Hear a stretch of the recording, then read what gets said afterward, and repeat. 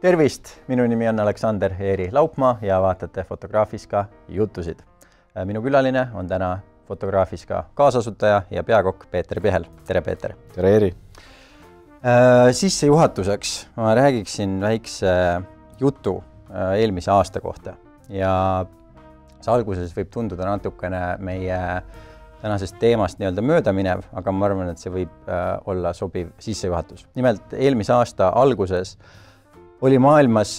siis pigem konflikti asukohtades, kas näiteks Jeemenis, kus toimus sõda, mõnes üksikus riigis Aafrikas veel umbes paar miljonit inimest, kes olid näljahädas. Ja eelmise aasta lõpuks, siis eelmise aasta detsembris, siis ÜRO jõulutervitus oli see, et tänu pandeemiaga tekkinud tarneraskustele on maailmas 270 miljonit inimest jäänud kas näljahätta või näljahäda äärele. Ja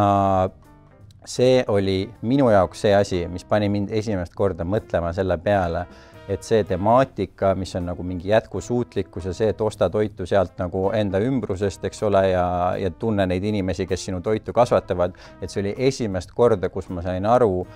et sellel on ka mingisugune reaalne tagamõte, et see ei ole lihtsalt see, et oleme popid, lahedad kalamaja inimesed ja joome mingisugust 4 eurost limonaadi, ainult see, et see jätkusuutlik tarbimine, see põhjus, miks selle nimi on jätkusuutlik, on sellepärast, et kui juhtuvad sellised asjad, siis see on lõppude lõpuks ainukene viis, kuidas sa saad tarbida. Ja need 270 miljonit inimest, kes näljahätta, eks ole, jäid täpselt sellepärast, et kogu see toitumine on üles ehitatud sellele, et keegi kuskilt mega kaugelt, eks ole, tassib seda toitu kohale. Ja kuigi meie, eks ole, nii ohtlikus kohas veel ei ole, siis kui me vaatame ka Euroopat, vaatame Ameerikat, siis viimase 1,5 aasta jooksul väga paljudes kohtades on mitmetel hetkedel jäänud poeletid tühjaks mingitest asjadest. Ja kui me mõtleme, eks ole, paar kraadi veel keerulisema aja peale, siis see ei ole üldsegi fantaasia, et selline asi võiks ka meil juhtuda. Ja täpselt sellepärast on ka see teema saanud minu jaoks väga palju huvitavamaks, kui ta kunagi varem oli. Ja kuna sina oled nüüd mitu aastat väga aktiivselt sellega tegelenud ja kindlasti veel rohkem aastaid sellest hoolinud, siis võib-olla esimene asi, mis ma sinu käest küsiksin, on see, et nüüd viimased 2 aastat ja natukene peale, kus sa oled Fotograafiska restoranis proovinud seda nullkulu asja ajada, siis võib-olla mis on see, mis sind alguses selle tee juurde üldse viis ja sinna lisaküsimus juurde, et kas nende paari aasta jooksul on ka siis mingisuguseid asju, mille kohta sa oled oma arvamust muutnud või mida sa õppinud või teada oled saanud selle maastiku kohta? Selline pikk intro, aga ega selle teema olulisus ongi see, et näha selle taga inimesi ja muutuvat keskkonda. Et sa mainisid siin ka lühidalt, et tunne, kust toit on kasvatatud, et see ongi väga oluline, et võib-olla toit ongi hästi anonüümseks läinud, et sa ei tunne enam, kes selle on kasvatanud, kuidas ta on kasvatanud ja kõik sellised aspektid nagu kipuvad ajas kaduma, et supermarketites ostukorvi täis kuhjates, siis tekibki selline, et eks me elame heal ajal ka muidugi, et saame lubada omal üht-teist ja ei pea kõiki oma asju läbi mõtlema nii täpselt ja kogu aeg on meil kiire ka nii pealekauba, nii et kõik sellised väiksed tegurid. Aga sinu küsimus, et kuidas ma olen selle juurde sattunud, siis mina veel elan või pärinel selles põlvkonnas, kus kui leivanukk maha kukkus, anti suud. Loomulikult ma oma naiivsuses tean, et seda aega kunagi enam tagasi ei tule, et toitu niimoodi hakatakse väärtustama taas. Aga mis seal ikka, mõelda võib ja kes teab. Et ma arvan, et ma olen sündinud Saaremaal ja suht kasinates tingimustes, aga ma ei mäleta, et meil ei olnud midagi süüa, mis oli laual, see oli maitsev ja ema tegi alati head süüa ja tegi sellest, mis oli saada. Et võib-olla see kodune background on väga oluline seal ja ma arvan, et see on mind paljuski mõjutanud. Aga ma ei tea, see tundub kuidagi selline minule väga iseenesest mõistetav, et ma ei pea väga endale seal kuidagi sisendama, et see on oluline kontsept meie jaoks, me teeme seda sellepärast ja nii edasi, et ma arvan, et ega ükski restoran tegelikult ei taha ju midagi raisata, see tähendab kohe automaatselt seal miinusmärki ja kui sa oled lugupidav kokk enda tooraine vastu, siis sa ikkagi, see peaks sulle sisse kodeeritud olema, et sa ikkagi kasutad kõik ära, mis sul majja tuleb. Loomulikult seal on lisaaspektid, et kui meie hakkame fotos menüüd tegema, siis me mõtleme, kus see tooraine on kasvatatud ja kui me võib-olla alguses saime palju kriitikat, et meie restorani just peeti hästi taimseks ja nii edasi, et ei, me vaatame, kus meie head veised või lambad on kasvatatud, palju omanik on seal nende päitsi litanud ja kui ta hooldab sellist head rannakarjamaad seal ja on seal ökoprotsessi osa, siis me kasutamegi liha. Okei, maheliha, mahejuurikad, kus on kasvatatud. Edasi, kuidas ta meie juurde jõuab, kui suur see jalajälg on ja mis on meie jaoks hästi suur probleem, on see pakend. Et see pakend, seda on meil ikkagi päris palju, et seda pakendiringlust kuidagi suurendada ja seda paremaks teha. Et ja jalajälje teema, siin on lihtsad näited. Võib-olla äriliselt oleks mul lihtsam ja parem meie ilusa vaatega restoranis pakkuda ka tuunikala, Caesari salatit tuunikalaga, aga ma ei paku seda. Samamoodi on see avokaado teema, et ma ei tee seda, et ma tean, mis asi see on ja kuidas see tuleb ja kus see tuleb.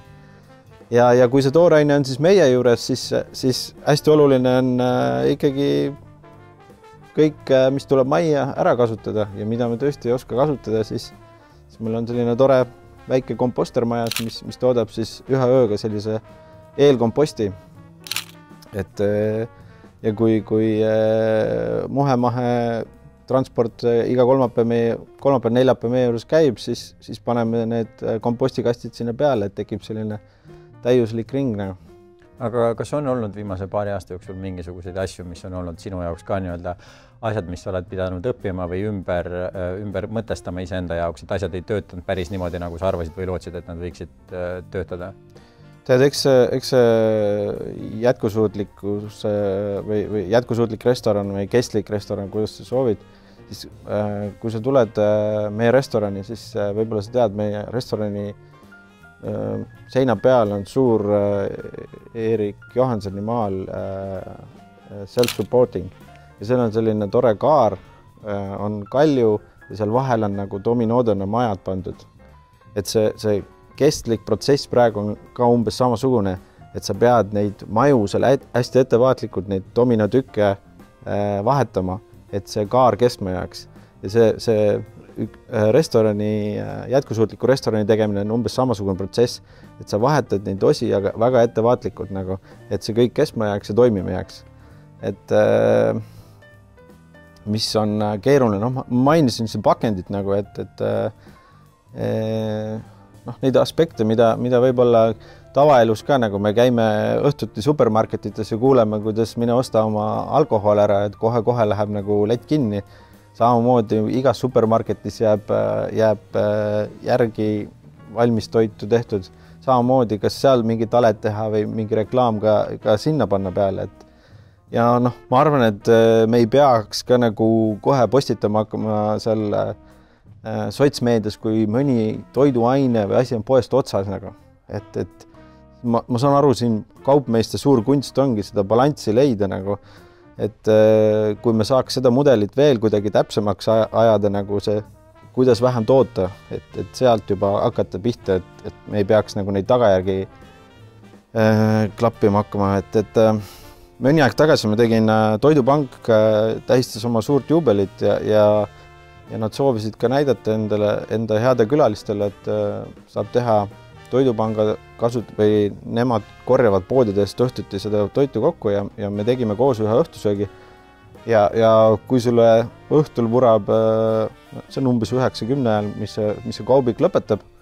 vurab terve kaubiku tõest toitu, mis on korjatud supermarketide peast kokku. See on ikka tohutu mass, et selline natuke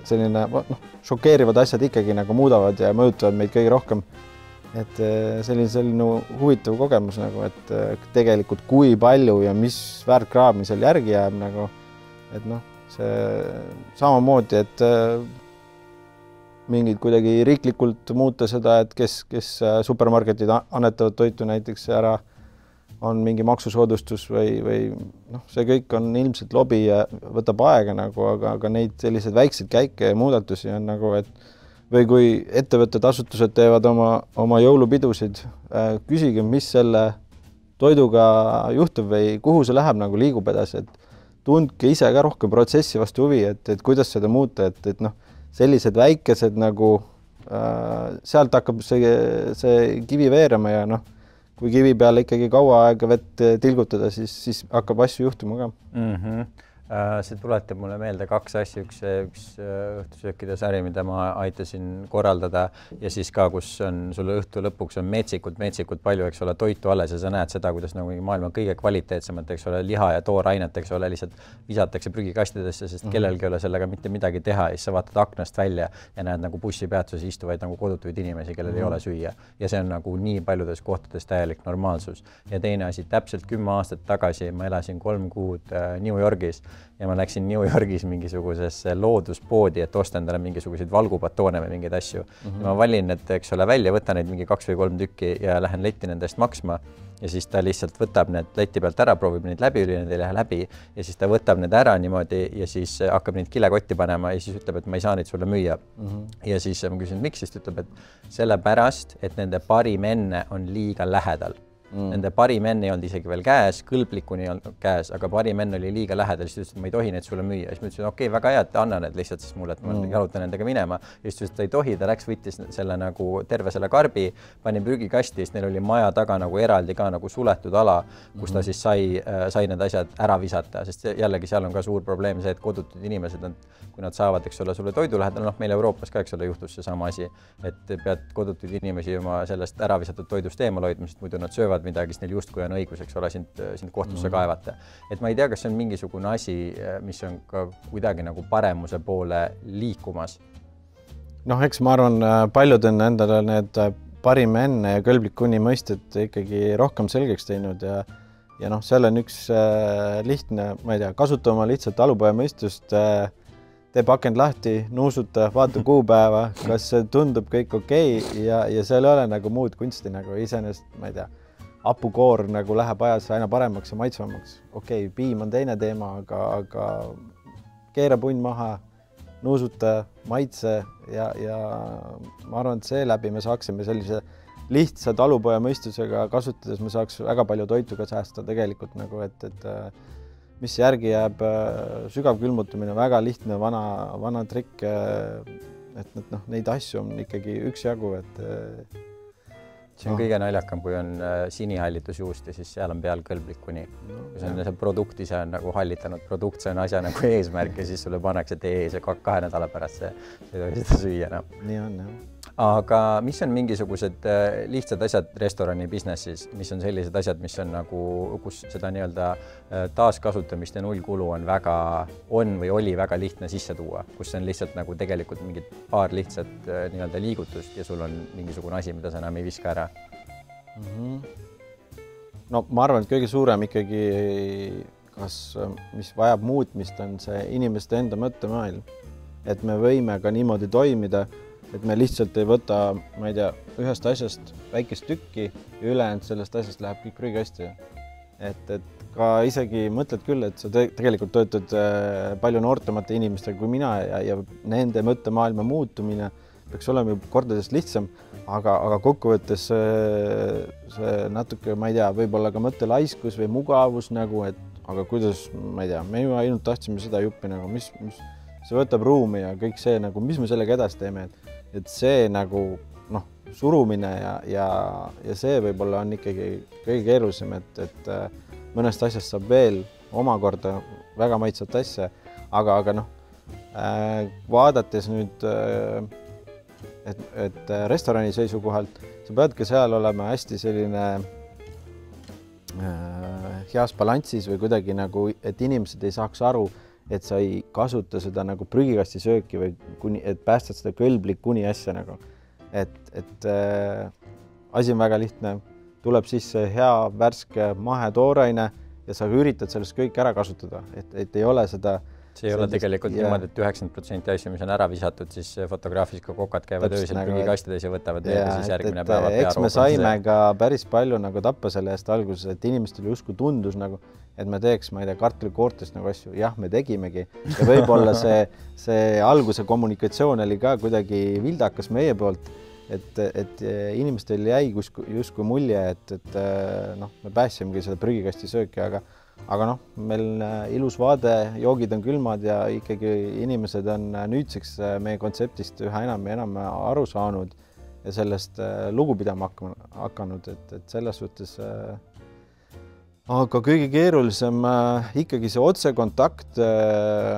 tootjaga, selle väikse lihtsa talumehega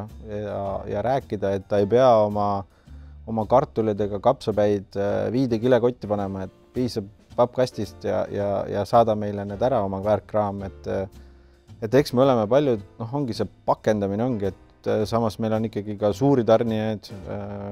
ja ma olen käinud nende juures lugematul kordadel kohvil, rääkinud, kohtunud nendega, ma lähen nende lattu, ma näen, et neil on silt, et fotograafis ka ärge pange kilekottidesse asju ja noh, nad ikkagi tulevad nagu, et see kuidagi see mõttelaiskus või mugavus nagu ilmselt, see keskkond, milles me eksisteerime ja oleme, et kui sa seda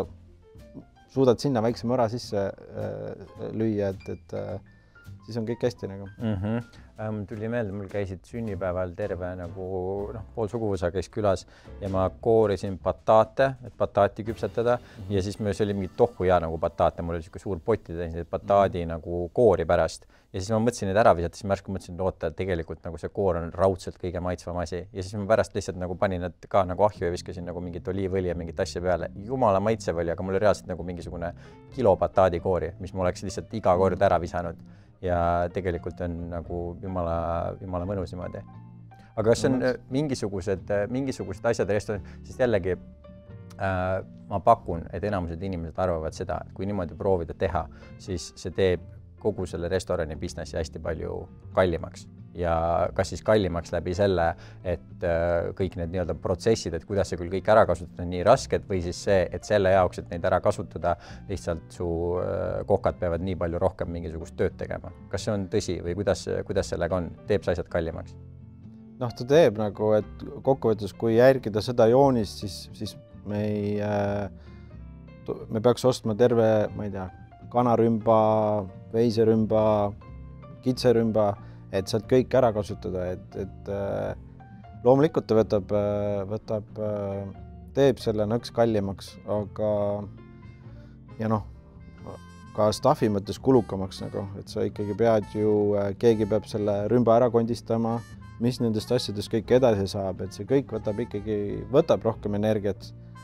Aga noh, ma ei tea, päris sinnamaani me ka ei saa minna nagu, et kui üks telesaade näitab, et nagu justkui see ninas sabani peaks nii olema ja siis ta hakkab banaanikoortest süüa tegema.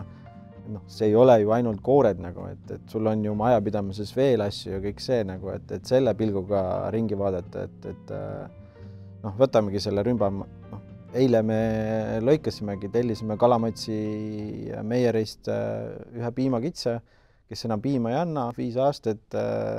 ja see liha on nime maitsev ja lõikasime ta rahva ees tükkideks, tegime söögiks kõik ära ja ma arvan, et läbi selliste asjade avardub ka inimeste maailmapilt. Sa mainisid seda pakendi asjad, väga keeruline on saada asju lihtsalt täiesti ilma pakenditeta, aga kas on mingisuguseid ka selliseid asju, mis teevad kas või sellepärast, kuidas kogu meie ülejäänud süsteem on praegult üles ehitatud nagu siuksed täieliku nullkulu restoranis võimatuks või kas on mingisuguseid asju, mida juba restorani poole pealt, isegi kui teie saate kõik nagu kõik nii-öelda tooraine õigesti kätte, siis on mingeid asju, mida restorani poole pealt kas on võimatu teha või mida lihtsalt nii-öelda praegune olustik ei võimalda täielikult ära kasutada. Mingisugused asju ikka on ju, mis lõpuks lähevad kas siis prügikasti või siis sinna komposti. Noh, idee võiks ikkagi sinnapoole liikuda, et ma ei tea, kuidas sinul kodus prügi sorteerimisega on, aga noh, seda üldprügi ikkagi tekiks kõige vähem. Et praegu... Ma ei vasta sellele küsimusele, sest see vastus oleks väga piinlik.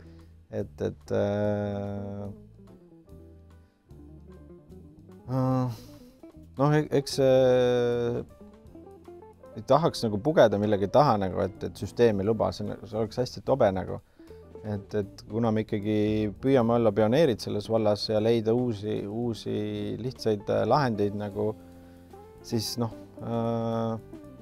sorteerime loomulikult prügi, me teeme seda, aga meil ongi suured prügikastid, aga ma ei kasuta prügikotte seal näiteks, et aastas ma ei ole seda tehet ära teinud, aga mitu prügikotti või suurt kilekotti me selle võrra nagu vähem kasutame. Ja loomulikult keegi võib öelda, et ma ei tea, Aasias on see väike tilk nagu merre ja seal trükitakse ju kõike edasi ja kõik see, et selliste tobedate vabandustega nagu me ei jõua mitte kuhugi nagu, et las nad siis trükivad seal, aga alustame meie siit kusagilt, et lähme siit liikvele. See on seesama hea jutt, et mu naabrinaine peksab oma naistelt, miks ma lõpetan siis ära, kui teised nagunii peksavad. Täpselt. Et siuke tõesti väga halb vabandus. See äraviskamisega mul tuli meelde see, kui ma elasin Melbourne'is, siis seal oli põhimõtteliselt terve rahvastik olenemata nende poliitilistest vaadetest. Nad olid väga ütleme, kibestunud seoses selle taaskasutusega, sellepärast, et seal ma kohe räägin sulle, sest seal võeti mingil hetkel ka nagu see seadus vastu, et iga maja ees on vist 4 erinevat prügikasti, eks ole, sul on tavaprügi, sul on biojäätmed, sul on klaas ja siis paberipapp, eks ole, ja iga inimene peab sorteerima oma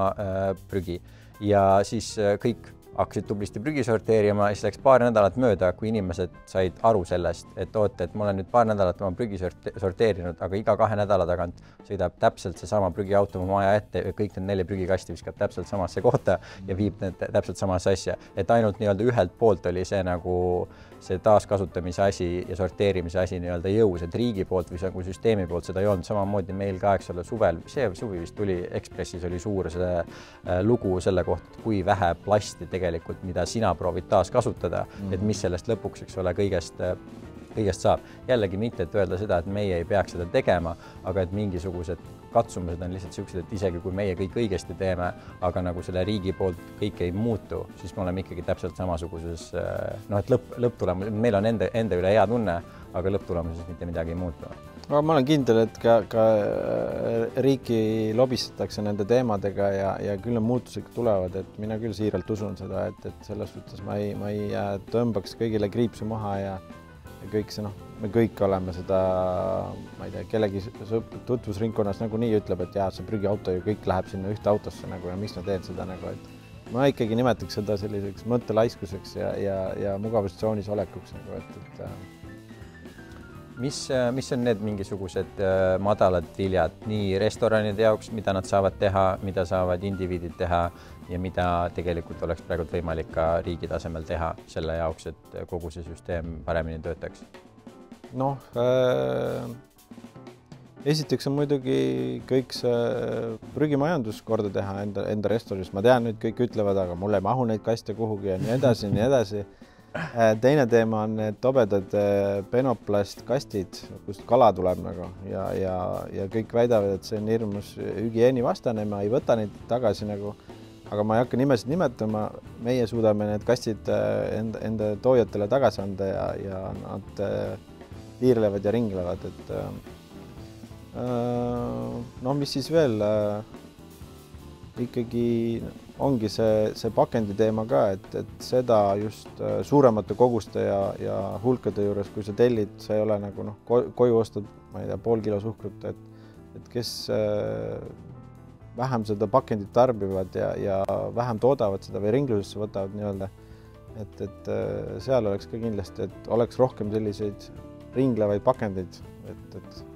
ma saan aru, see on selline natuke utoopia ja hea mõelda,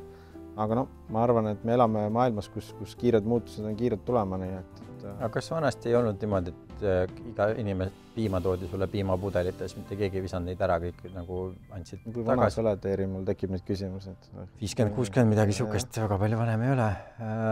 Aga ennem, kuna sa mainisid korraks seda liha ja taimeasja, siis see on ka mingisugune väga suur teema, milles inimestel on väga spetsiifilised kindlad nii-öelda arvamused, mis on õige, mis on vale, mis on hea, mis on paha. kuna minul on endal ka päris mitu arvamust selle kohta, siis võib-olla ma laseksin sinul ennem öelda, sa ennem juba natukene sissejuhatust sellesse tegid. Ma mainisin jah, et kuidas mina seda asja näen, et kui ma tean, kus see toore tuleb, kuidas see on kasvatatud, siis ma ei ütle ka lihale ei, jah. Et loomulikult me peaks vähem liha sööma. Ma arvan, et maailm liigub selle suunas juba ja teadlikkus selle võrra suureneb nagu. Ja samamoodi kõik need monokultuurid ja asjad, et läbi kokkade võiks see teadlikkus inimestes ka suureneda ja head kolleegid võiks ka samamoodi rohkem eeskõnelejad olla selle teema peale, et miks need asjad võiks nii olla ja miks muutusi on vaja. See, mis mina oskan selle kohta öelda või see vähemalt frustratsioon, mida ma hästi paljudes inimestes näen ja enamasti just noortemates inimestes on see, et viimase, ütleme siis, ma ei tea, 15 aasta jooksul, eks ole, on välja kerkinud igasugust infot, on tehtud dokumentaalfilme ja see on jätnud ka näiteks Eesti noortele inimestele sellise mulje, et see viis, kuidas näiteks Eestis keegi, ma ei tea, Hiiumaal kasvatab mingisugust oma siga või kitse, on samasugune nagu Ameerikas, eks ole, on need factory farmid, kus sul on miljon lehma, eks ole, keda piinatakse. Ja siis on tekkinud see meelelaad, et iga nii-öelda liha tarbimine on loomade räige piinamine ja igatpidi vale. Jah, seal ongi, et kõik ei saa nagu ühte patta panna ja ei tasugi panna, et need näited, mis sa tõid, need ongi väga äärmuslikud ja kindlasti sellised asjad nagu ei ole jätkusuutlikud, et forsseerida kõike seda ja nii edasi, et ma mainisin ka seda nagu, et kui sa tead, jah, kus see on kasvatatud, kuidas see on kasvatatud ja loom on ka ikkagi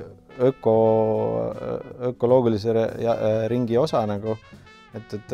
mina teda sealt välja ei võtaks, et ma ei tea, minu taust on ka teine võib-olla ja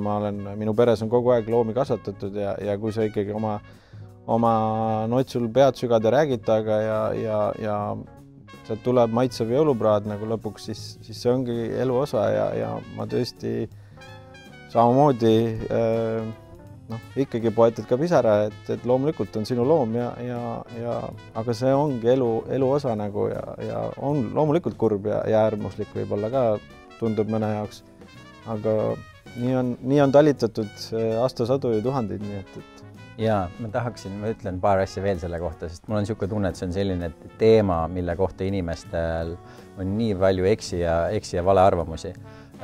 Üks asi näiteks see, et kui me võtame ühe looma, eks ole, keda kasvatatakse õigesti, siis samal ajal, eks ole, kui tema elab, siis ta toodab väetist, läbi selle väetise kasvavad, eks ole, taimed, see annab kogu ökosüsteemile, eks ole, kaasa, see tegelikult tänu sellele, et see loom seal elab ja kasvab, tänu sellele saavad ka teised loomad elada ja tänu sellele saavad, eks ole, taimed elada. Siis väga palju räägitakse sellest, kuidas ma ei mäleta, mis see number on, mida öeldakse, aga kuidas ma ei tea, 2/3 kogu nagu mingisugusest nii-öelda haritavast mitte haritavast maast, aga mingit teist terminit kasutatakse, et seal peal kasvatatakse loomi. Aga suur osa sellest maast, kus peal kasvatatakse loomi, see on koht, kus sa ei saa kasvatada midagi muud. Ehk siis see ei ole nii-öelda loomade peale raisatud, vaid sa reaalselt ei saa mitte midagi muud teha.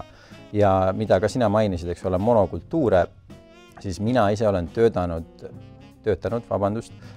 Austraalias siis nii-öelda nagu viljakuhilas, kus sa näed nagu niisugust 0,5 kilomeetri pikkust viljahunnikut, eks ole, kus sul on reaalselt nagu mingi 300–500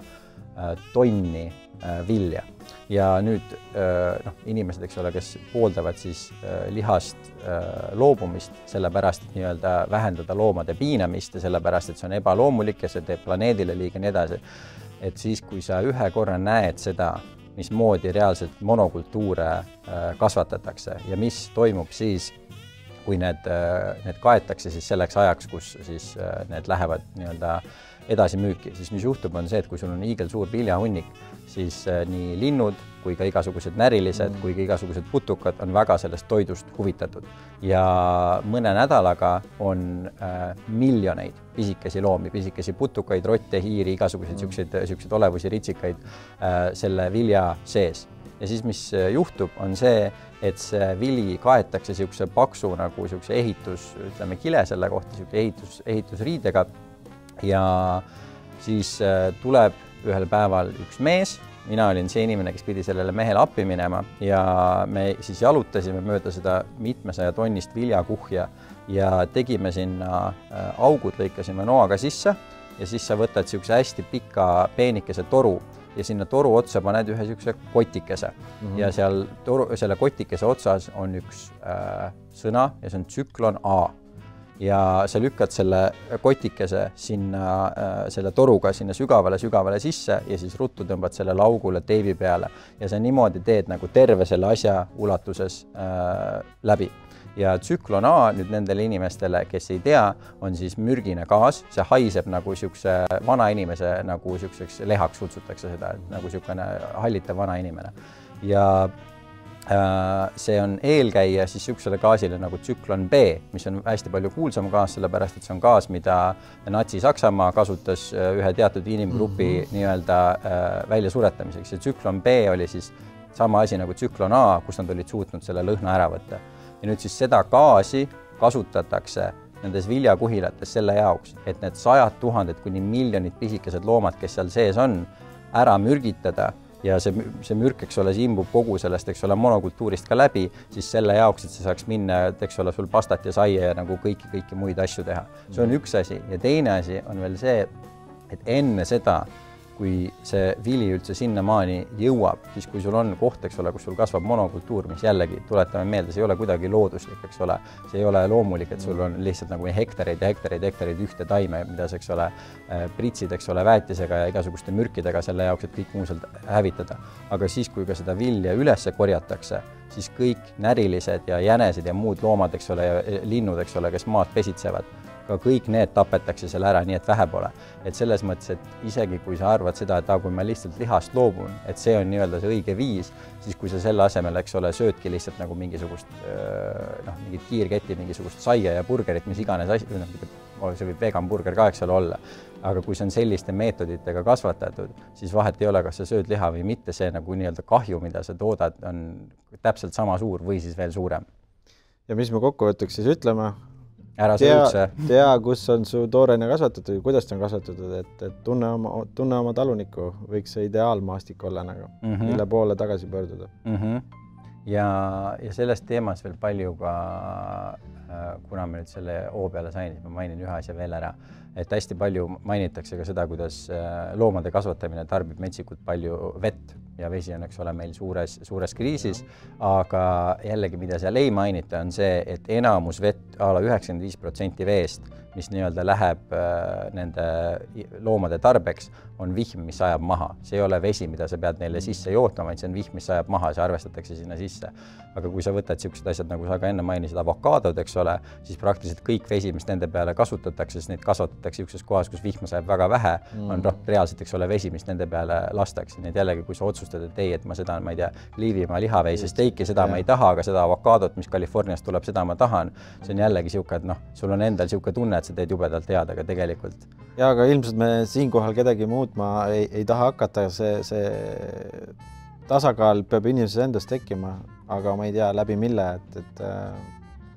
see on nagu teine teema. Jaa, absoluutselt, aga ma arvan, et see on lihtsalt hea inimestele, kuna hästi palju on eksiarvamusi nende asjade kohta, siis on hea, kui natukene teist nii-öelda poolt ka näidata ja kui me võtame, viimane asi, mis ma selle teema kohta veel ütlen, et kui me võtame jällegi selle sama ühe, eks ole, ma ei tea, pudulojuse, keda keegi kasvatab, siis jällegi võtad vanal ajal, eks ole, sul on mingisugune pere, neil on jällegi kas mingisugune siga, võtavad suurema looma, eks ole, mingisuguse veise. Kui sa selle veise maha lööd, su pere saab aasta aega, eks ole, sellest söönuks ja lisaks kõik, eks ole, mis see veis, eks ole, tõi kõik muud taimed, saavad kasvatada ökosüsteemile paremaks. Nii et selles mõttes võib öelda, et kui sa tõesti suudad niimoodi maa lähedal, eks ole, toituda, sul on omad, eks ole, loomad, siis nagu liha toitumine võib olla kõige veganlikum asi, mida sa teha saad, sest sa mitte lihtsalt nagu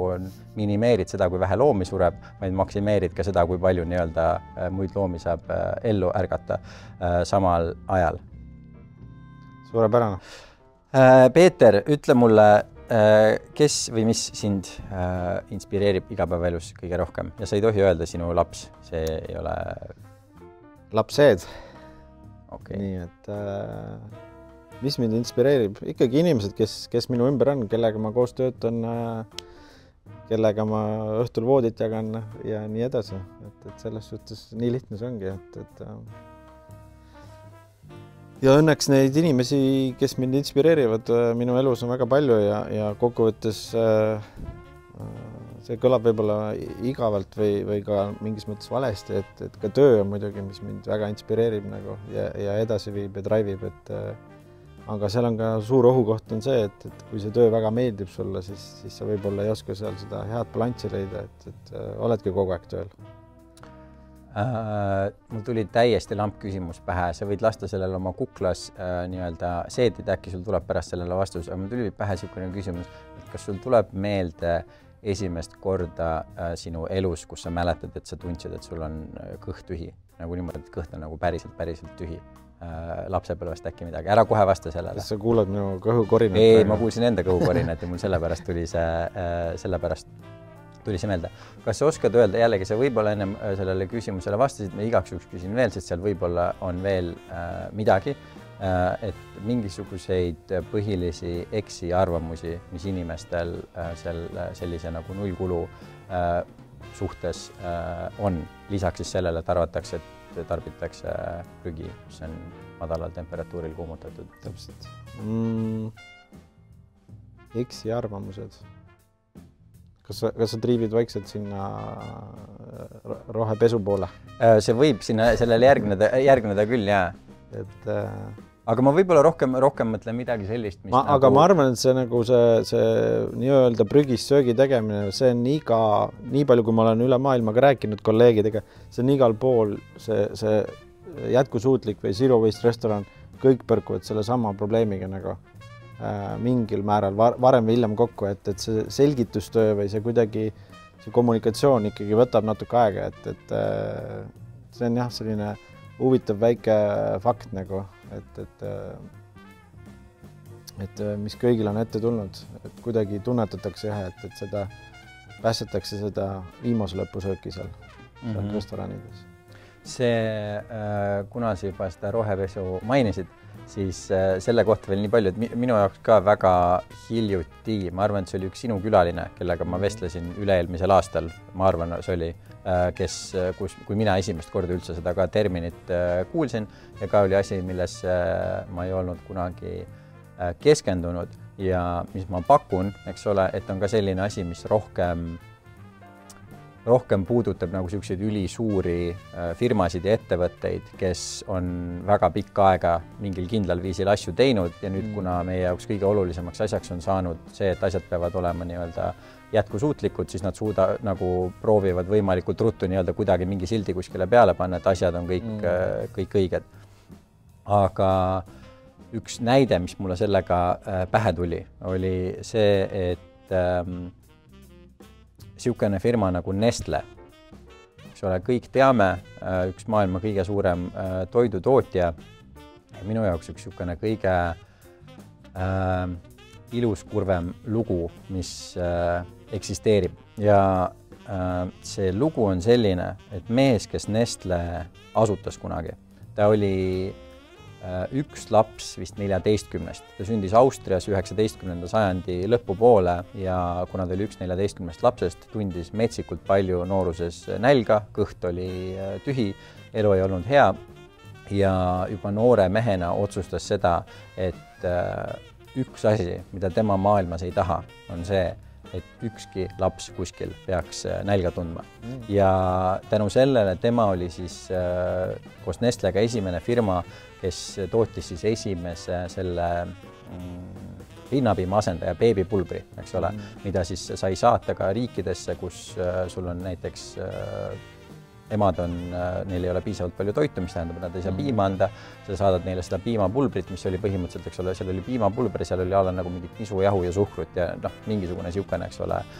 see asi ja saavad vähemalt lapsed, ei pea näljas olema. Siukene üli nagu puhas, siire südamega tehtud asi ja sellel oli selline hoog taga, et seda nii-öelda aina push'it edasi ja edasi ja edasi ja nii kaugele, kuni see oli nüüd vist 70. lõpp 80. kui Nestle oli seotud ühte nagu ajaloo kõige suuremasse sellisesse skandaali, kus nad olid teinud aastaid ja aastaid ja aastaid siis nii-öelda turunduskampaaniat, et mitte lihtsalt anda seda beebitoitu siis beebidele, kelle emadel ei ole piima, vaid nad reklaamisid seda niimoodi, et see beebitoit on rinnapiimast parem ja soovitasid emadel üldse oma lastele mitte rinnapiima anda. Ja milleni see viis, eriti arengumaades, aga ka Ameerikas on üks niisugune generatsioon, keda kutsutakse siis formula beebideks. Ja mis neil siis juhtus see, et nad olid metsikult haiged, nõrgad, nende hambad ei kasvanud korralikult välja, igasugused allergiad, igasugused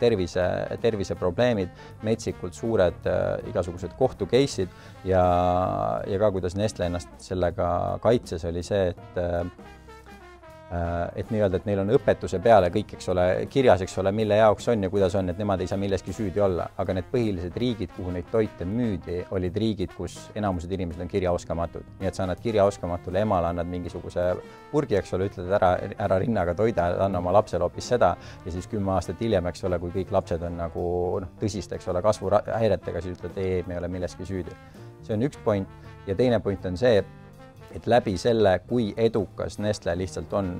selles toidu suures nii-öelda tootmises, siis viimaste andmete kohaselt oli elevandiluurannikul ja seal ümbritsevates riikides 1,6 miljonit lapsorja, kes on teistest riikidest nii-öelda varastatud, röövitud või mingite valedega sinna saadud ja kes siis teevad orjatööd ja kes nagu korjavad kogu seda kakaod või õigemini neid kakaoube, mida siis kasutatakse kõikide Nestle toodete jaoks. Kuhu ma selle jutuga tahan jõuda, on see, et nüüd, kuna see asi on läinud sinna, et kõige tähtsam on taaskasutada, kõige tähtsam on jätkusuutlik see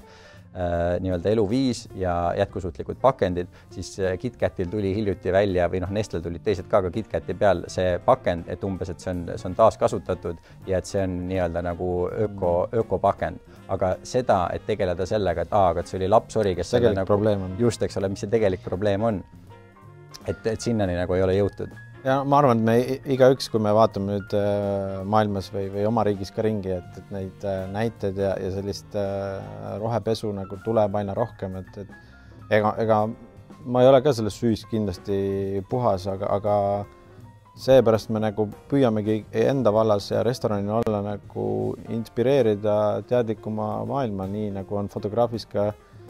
slogan, et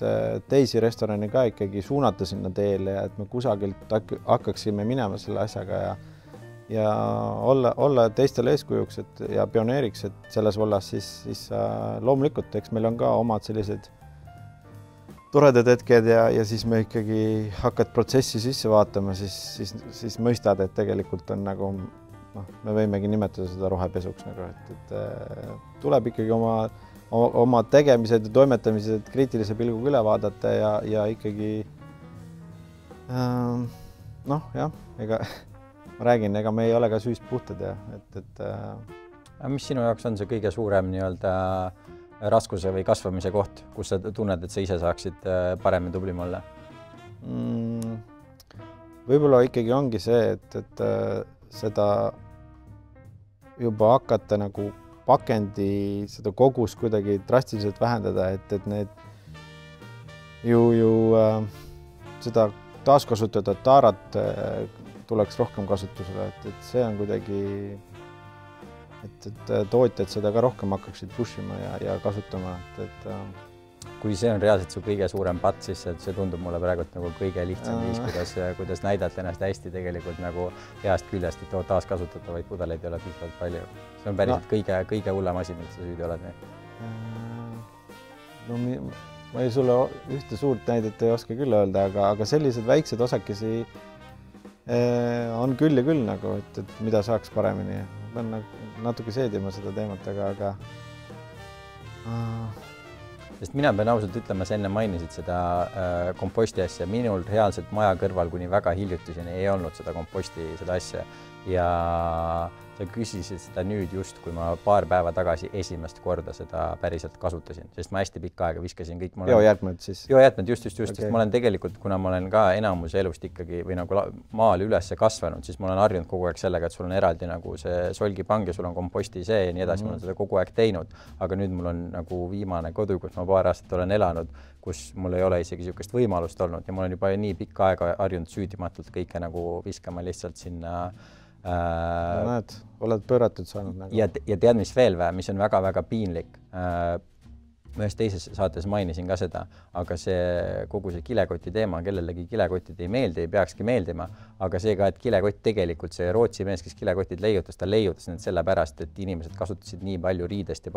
paberkotte ja oli suur häda, et need mõjuvad loodusele halvasti ja tema lootus oli lihtsalt see, et sa teed kilekoti, et inimene jääb seda kilekotti nagu aastaks ajaks, eks ole, kasutama. Aga seda ei juhtunud ja minuga üks väga suur patt on see, et mina praktiliselt iga kord, kui ma poodi lähen, ostan endale uue paberkoti, sellepärast, et ma ei ole viitsinud teist kotti kaasa tuua. Nii et mul on kodus niisugune hiigel suur sahtel, mis on lihtsalt paksult pressitud neid paberkotte täis, aga ega tegelikult need... No ma loodan, et see on nagu väga lähedal täis saamisena ja sa lõpetad selle tegevuse. See on rohkem kui täis, kuigi samas on teada ju ka, et okei, sa ostad ilusa riideskotti, aga mis sa arvad, palju sa pead käima selle riideskotiga, et sa nii-öelda nulli tuleks? Retsilt mingi aastaid, eks ole, aastaid. See on, jaa. See kordade arv on ikka päris suur, aga siinkohal me oleme korduvalt öeldud ka, et läbi selliste nagu kriipsu peale tõmbamistena need teemad ära lõpetada, et see on mõttetu nagu, siis nagu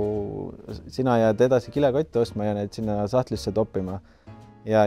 noh. Need on paberkotid. No näed. Ma tunnen ennast parem, et ma paberkotti ostan tegelikult puid, eks ole, võetakse maha selle jaoks, mis kõik, eks ole, häda juhtub, ma ikka tunnen, et ma teen midagi paremini. Et mis me õpime, et nagu nüanssi on vaja. Nii selles lihas, veganismis, jätkusuutlikkuses kõiges on nagu ei ole nii mustvalge kõik, et lõpeta lihtsalt ära ja siis läheb paremaks. Siis tihti peale tuleb kuskilt nurga tagant mingisugune veel hullem asi vahele. Nii on, Ütle mulle, mis on midagi, mille kohta sa oled viimaste aastate jooksul oma arvamust muutnud. See ei pea selles teemas olema, aga midagi, kus sa oled ennem olnud ühte suunda arvamusega, nüüd teist suunda arvamusega. Jumal küll, võiks siia lõppu midagi sellist naljakat ka öelda või kuidagi midagi lõbusamat. No. Midagi. Kas sul tuli meelde, millal sa esimest korda tundsid päriselt, et sul kõht tühi oli?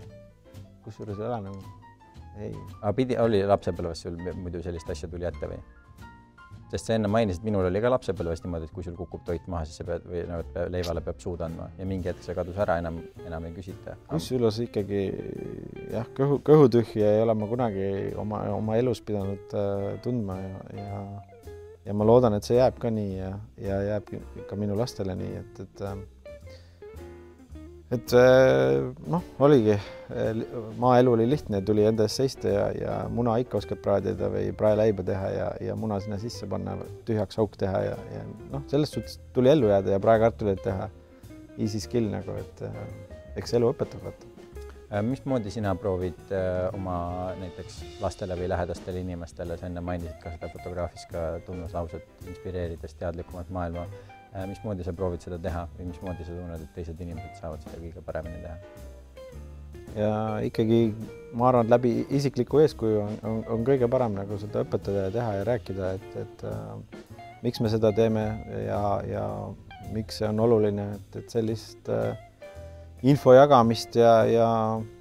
ma arvan, et see isiklik eeskuju on ikkagi kõige olulisem. Kus kohast Saaremaalt sa pärit oled? Kaarmalt. Kas see on Pidulast kaugel või? Mitte nii väga, ausalt öelda. Mul üks perepool on Pidula sealt pärit. Mu vanaisa ja vanaema olid mõisatöölised mõlemad. Vanaema õpetas vanaemale sellist asja, kuna tema oli see inimene, kes pidi mõisaääre laste eest hoolitsema ja oli päev läbi nendega väljas. Ja kui nendega midagi juhtus, siis tema sai karistada selle eest. Ja siis meil on nüüd 3-4 põlvkonda inimesi teavad seda, et kui sa kukud ja sul tekib sinikas või lapsel tekib sinikas, sinna määritakse võit peale, siis see nagu peidab selle sinika asja ära ja sellega ta siis pääses sellest, et lapsed või noh, et mitte karistada saada selle eest, et mõisniku lapsed on katkised. Ütle mingisugune asi, milles sa kõige halvem eeskuju oled või milles sa,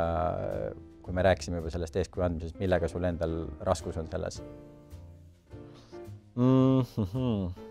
Võib-olla ma peaks vaatama rohkem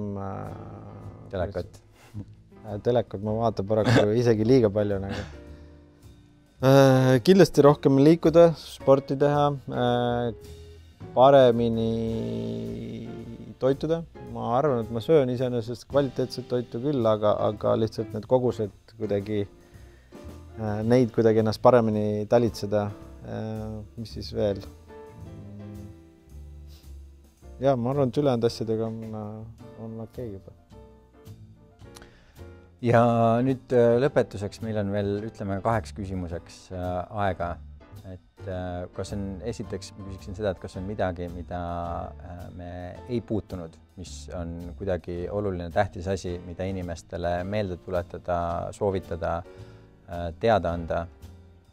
Ma arvangi, et ärge tehke neid otsuseid, oma söömisotsuseid ja jätkusuutlik otsuseid ainult võib-olla läbi sotsmeedia kanalite, nagu vaadates, kuidas mingi firma midagi räägib või postitab ja tehke veel üks uks lahti kusagilt ja vaadake ka sinna sisse ja uurige natuke lisaks, et eks see maailma infovoog ongi väga segaseks ja läinud, et alati on asjal 2 külge, ja sellised kiirustatud nii-öelda süüdimõistmistemplid peale panna mõnele teemale on väga lihtsalt tulema, et selles suhtes jah, elame segasel ajal, nagu me teame, aga see ei ole probleem, et me ise ei võiks nagu kainelt ja asju läbi mõelda, kui me oma otsuseid teeme. See on väga hea point, sellepärast, et enamus, eks ole, informatsioonist, mis me saame, enamused arvamused, mis meil on kujundatud täpselt sellest, nagu sa ütlesid, me internetist kuskilt lugesime ja tavaliselt, kui me internetist kuskilt loeme, siis kellelgi on olnud mingisugune agenda või põhjus, miks seda meile niimoodi öelda, aga et seda võtta kätte see, et ma nüüd lähen, eks ole, ma ei tea, kuskile maa kohta ja küsin mingi tüübi käest, kes päriselt sellega tegeleb, et kuidas see asi käib ja mis seal juures on, see on otseallikast ja loomulikult tarbige üldse vähem telefoni, et parem rääkige inimestega silmast silma, et see mugavusolek, et ma ei viitsi temaga rääkida, võtta telefon kätte ja seda nokkima hakata või nägu teha, et ma nokin ja ma ei viitsi kellegi suhelda, siis ärge seda, see on ka nagu võib-olla nagu mõnes mõttes nagu suitsetamine, et sa nagu liftis sõites, okei, ma kasutan aega tegelikult, aga see ei ole nii nagu, et ma ei tea, mõtle millegi muu peale, mõtle, kuidas mis sa eile tegid, kuidas eilne õhtune päikeseloojang oli või mis linnulaulu sa hommikul kuulasid, et seda lihtsalt mõtlemise aega, kus me mõtleme lihtsalt asjade peale, ma ei tea, mis ma homme söögiks teen või ma ei tea, see kringel tuli mul eile väga hästi välja, et sellist lihtsalt mõtlemist meil elus jääb üha vähemaks, mille üle on ka väga kurb, et seda täidab see lihtne mugavustsooniks oleks see scrollimine, et millest ei tule nagu suurt mitte midagi, ainult rohkem segadust meie meeltesse, ma arvan. Mul tuli siia lõppu 2 mõtet. Üks asi on see, et sa ennem ütlesid siukse sõna, et te proovite selles alas pioneerid olla. Ja siis ma mõtlesin, kas on juba kasutuses siuke sõna nagu pioneer. Aga võtame. See on hea sõna, eks ole. Ja teine asi oli see, et seesama asi, mis sa ütlesid